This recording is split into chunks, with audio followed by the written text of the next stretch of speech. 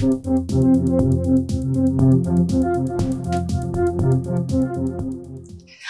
everyone, it's Elizabeth from Elpis Astrology at elpisastrology.com. Thanks for joining me today.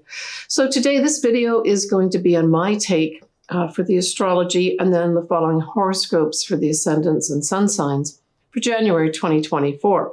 So happy new year to everybody. I really do hope this is a new year filled with hope and positive things and maybe some hopes and wishes coming true for some of us, right?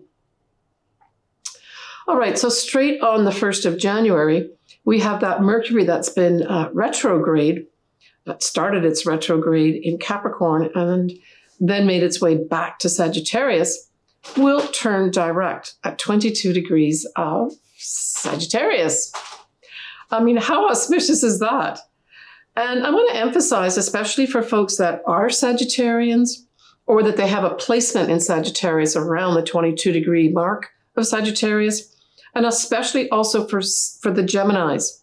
So you Geminis, if you've got something in Sagittarius around 22 degrees, or in the opposite sign, which is your sign, Gemini, or any other sign that has a 22 degree mark in Gemini, know that this is going to be significant for you. And I'm thinking if you are waiting for information to come in that's been held back or not been clear, especially as it relates to your future and any travel plans, because these are all Sagittarian ruled type areas, know that everything's going to start eventually coming forward and working out. This just marks the start of the direct motion on the 1st of January. And then, of course, it has to make its way to go direct, really kind of the third week of January, when it'll be completely out of shadow and it will have returned to around that 8 degree mark of Capricorn, where it started its retrograde in December 2023. Be hopeful. That's the one thing that this Mercury as a standalone in Sagittarius says to me, that this is hopeful news that comes in. It's future oriented. Good news arrives. As I said, travel, any types of travel could start really moving forward positively. And anything with regards to a foreign connection can also now move forward with some positive actions, right? All right, so our first new moon is going to be in Capricorn. And Capricorns, you've got 2 new moons this year. You've got one here at the 11th of January, but you've got a second new moon that will actually be around the 30th of December 2024. So 2 big new starts for Capricorns, or if you've got a Capricorn rising, for instance, around any of these degree points. So this first new moon in Capricorn will be at 20 Capricorn 41 minutes on the 11th of January at 3:57 a.m. Pacific Standard Time. Now, notably, we will have this new moon squaring the north nodes in Aries. So this really, I felt, relates to, we want to get on this new path where as individuals, we can express who we are and not be afraid to do it.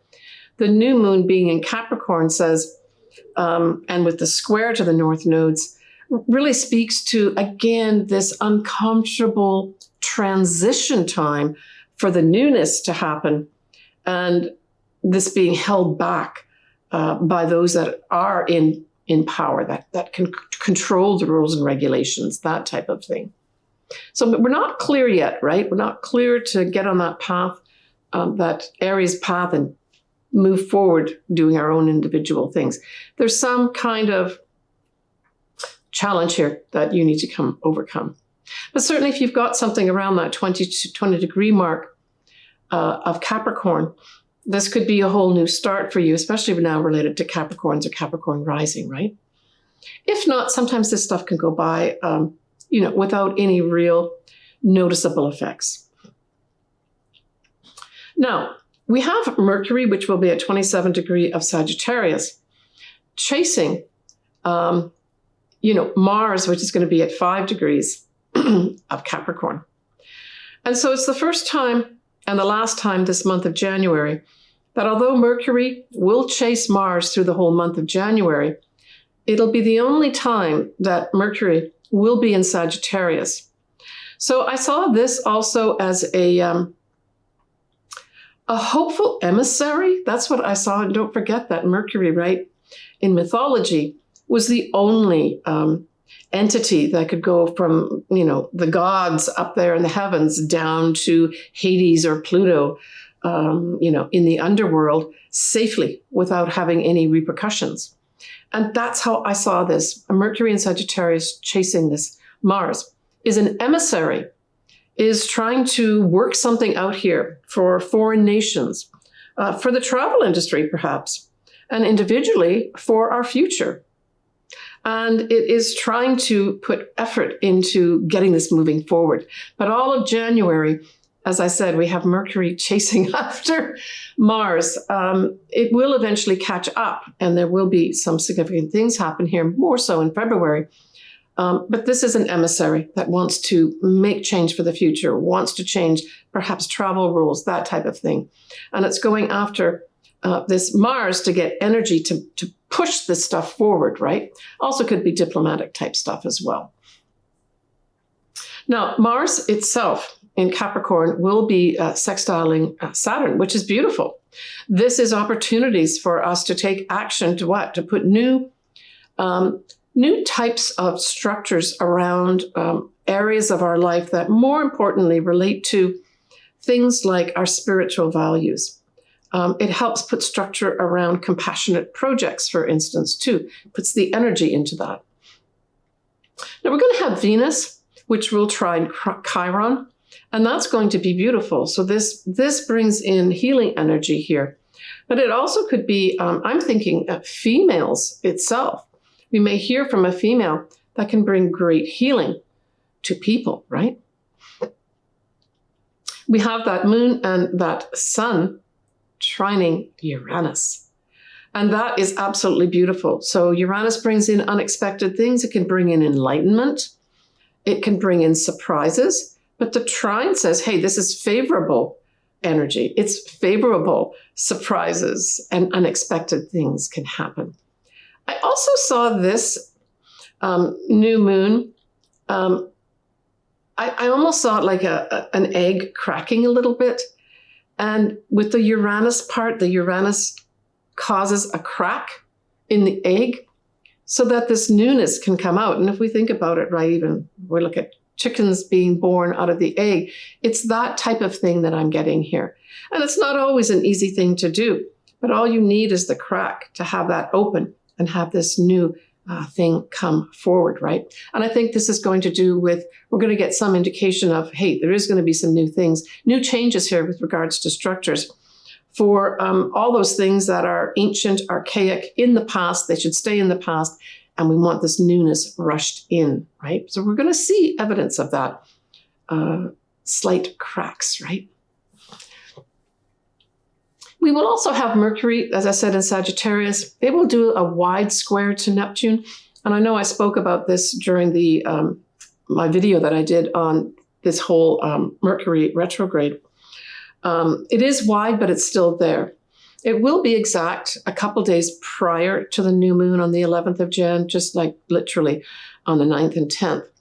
And so what this brings in, the first thing that came to my mind was Caveat Emptor. And of course, that's buyer beware. Don't forget that Mercury can be a bit of a trickster here too. And especially in Sagittarius, it likes to exaggerate things sometimes.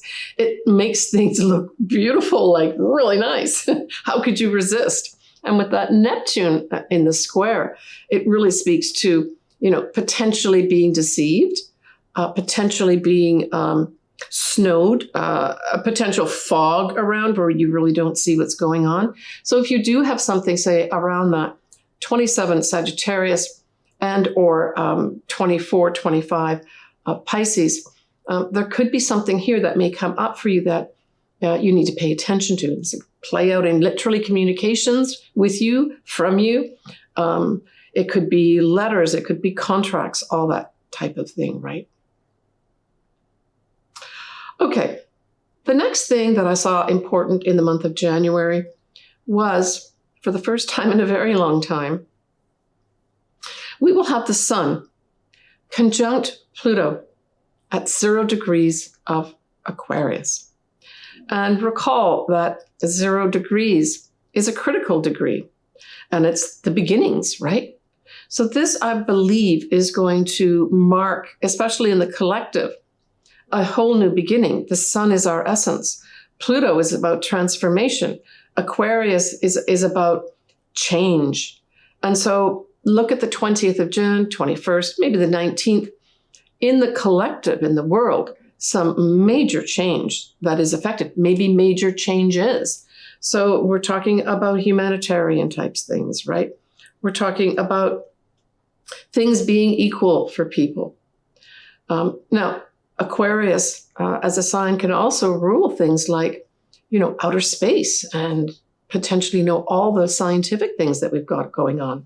So this could also mark the beginning of some new scientific discovery or something new happening up there in the heavens, right? Now, it will go on in February, the first half of February, that 0 degree mark of Aquarius with Pluto at that point. You will have the inner planets. I'll talk about more of this in February, but I did want to give you the heads up.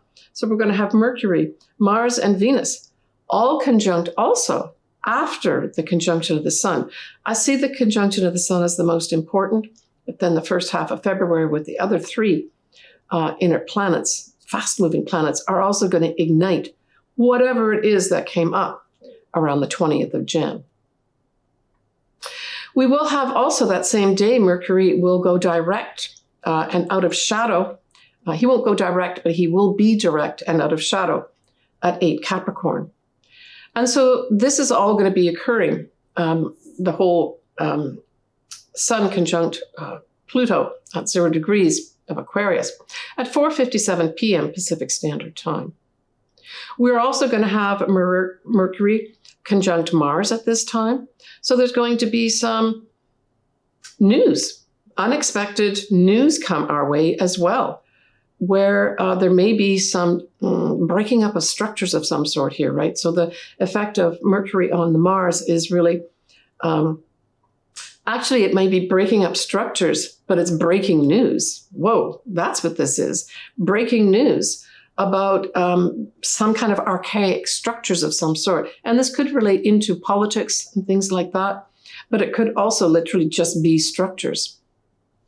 We're also going to have Jupiter at this time sextiling Mars very nicely as well. So this is opportunities for us to move forward with our future, opportunities for others maybe to go travel, opportunities to work with a foreign connection of some sort. So we're looking at around that, 6, 7, 8 degree mark here of Jupiter in Taurus and then Mars in Capricorn, right, for it to have any effect here. But it could be also some lucky movement forward with regards to any of those areas. So the law is also involved here. If you have this set up at these degrees, the law, advanced education, publishing, foreign people, foreign things, and travel, as I mentioned. We will have Venus at this time in Sagittarius. We'll have a wide square to Neptune. And so this could bring about, I'm getting this word of sour, a little bit of sourness with regards to maybe that person, that love that we put on a pedestal. Maybe they're turning out to be maybe some of what we thought was sort of a soulmate type thing and that they were this perfect love. You're running into some challenges here where maybe some of the masks are slipping a little bit. And, in any love relationship, that's going to be part of the process and progress of a relationship where you start really seeing what's real, right? And so I see that this is what this may represent. It can also represent some kind of confusion with regards to foreign monies, for instance. In fact, this may be the start of us, what's going to happen to the currency that we're going to view as standard for the world, right? That may be indicated too, especially because of that Sun conjunct Pluto. So we're still talking about that day, Sun conjuncts Pluto These are just other aspects that happen. And Pluto, is all about power. All right. We have that full moon that's going to be at 5 degrees of Leo, 14 minutes, and that's going to be on the 25th of January at 9:53 a.m. Pacific Standard Time. So for Leos, this is going to be some kind of culmination that will be happening here for you. Let's go through some of the aspects of this day. We'll still have Pluto. That's going to be at 0 degrees of Aquarius, widely conjunct the Sun. The Sun is going to be squared to Jupiter, that's in Taurus. And then obviously that Sun's going to be with Pluto, but they're a wider orb now here, right? 0 degrees for Pluto, and more like 5 degrees for the Sun. We'll have the Moon square Jupiter. And we'll have Venus at 3, Capricorn, trining Jupiter, though. So this is going to be lovely energy with regards to what? I would say it's going to be lovely energy for us to maybe make some money. It could be lovely energy for us to increase the value of ourselves at this time.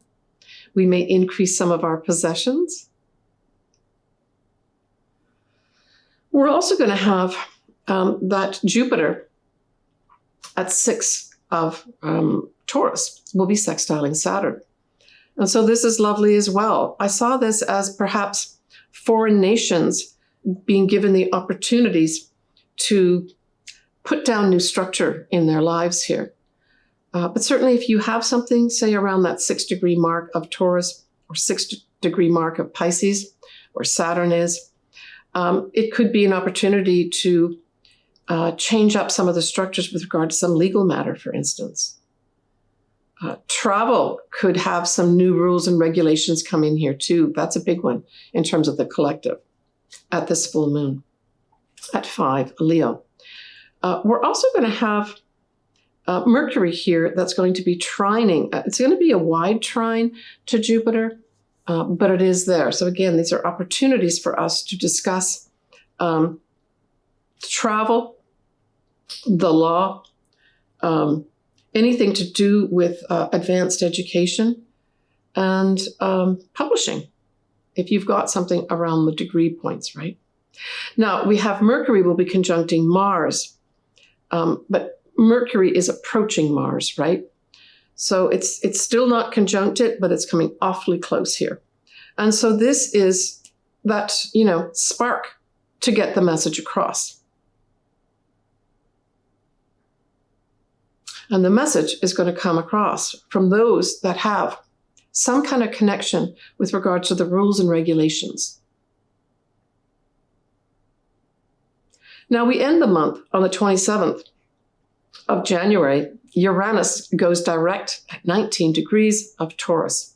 So this is wonderful. If you've got something around the 19 degrees of Taurus mark and you've, say, been waiting for some movement forward that's been delayed, look towards that 27th of January for suddenly things start moving forward. Now, obviously, Uranus still has to build up speed to move forward here, but know that there may be something that unexpectedly comes in for you if you are waiting for something to move forward and you have something around that 19 degree mark of Taurus.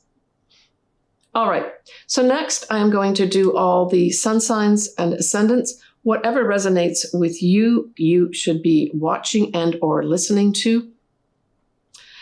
All right.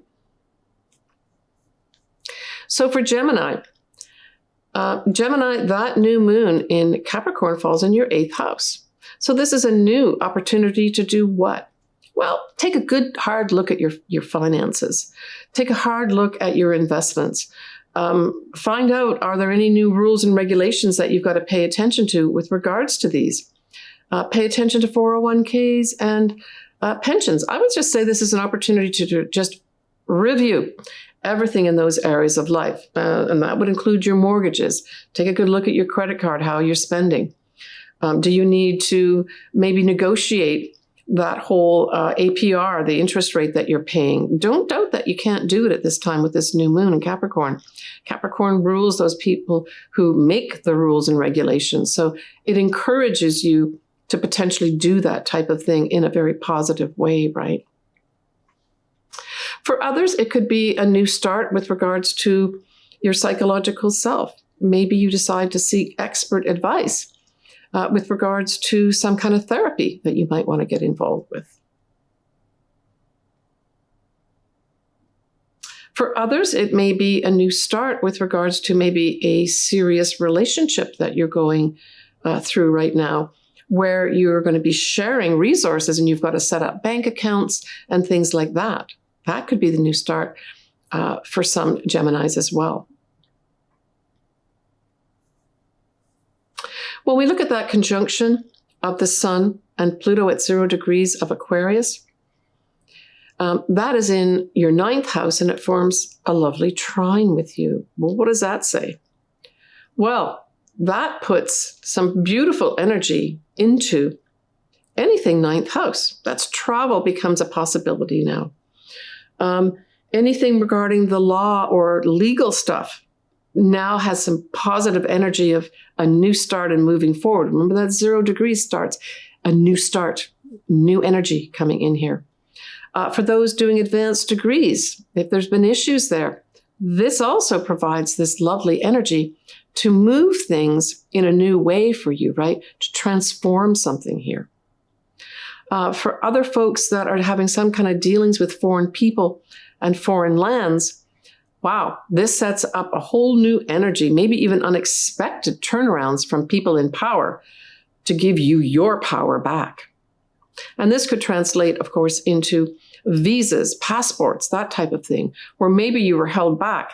Now this is a signal to go forward. And let me just tell you, for people that are in that, you're going to also have the benefit of those interpersonal planets for the first half of February, pinging this in a positive way too.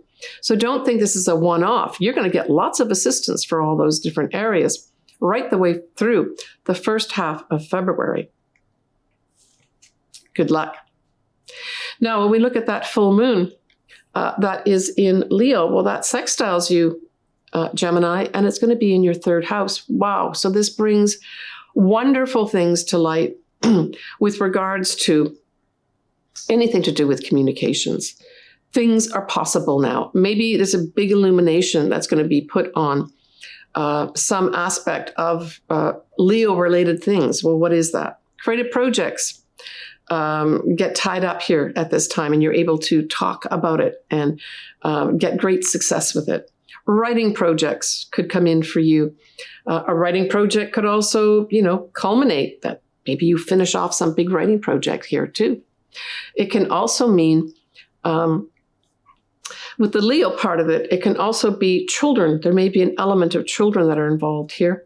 And certainly if you have your own business, there may be some important communications that go on here or important opportunities with regards to maybe talking about your own business or getting your own business out there. Maybe that's creating a website or maybe getting into social media of some sort too. Sales and commerce are very much favored here as well with the full moon. Maybe you're going to sign some contracts here where you seal the deal. Very positive for you here. You could literally just have some really positive communications with children, right? Because Leo being the full moon in Leo, it can involve children here too. It could also just have you, having this sense of having fun, that you get this impetus to communicate with people and say, let's have fun here. And maybe that fun is going to be having with your neighbors, because that's 3rd house, as well as your siblings. That would be an awesome way to use that full moon in Leo, by the way. All right, good luck to you, Gemini.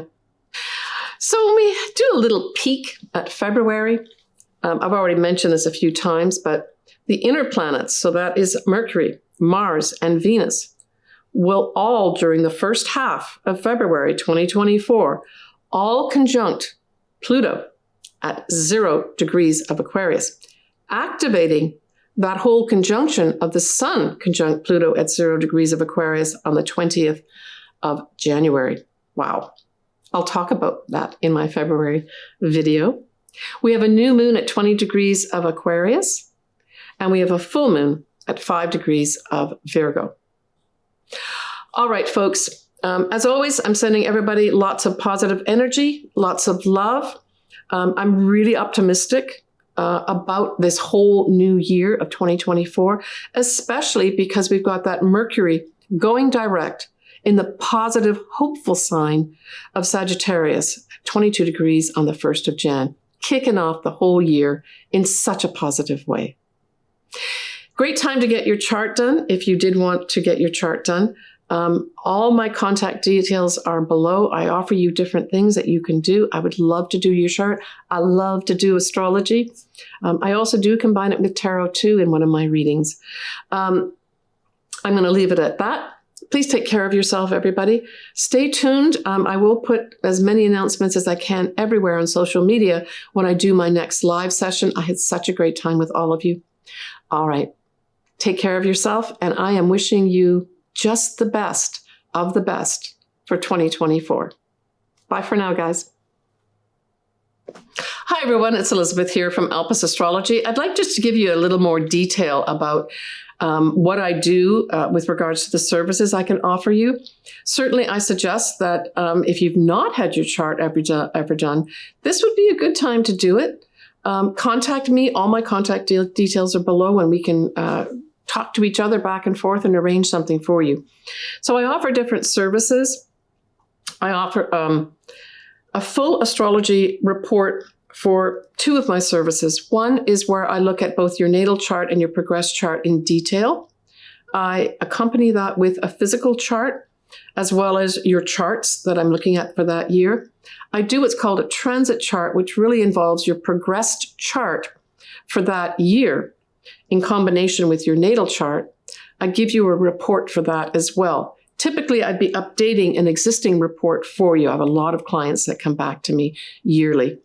And then the other service that I offer is a combination of taking a quick look at the astrology. Typically, it would be a year or 2 year, what stands out for me, looking at that, and then adding in at the end a tarot card reading to accompany it. I record that and send that to you pre-recorded. So that's not a live session. The other 2 that I do are live session.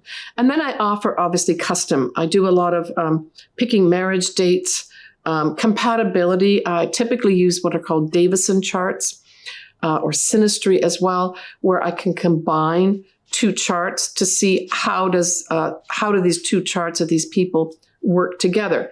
More often, it's going to be sort of romantic relationships, but it can also be business relationships too. How well do we work together type thing by producing one chart. So I do all that.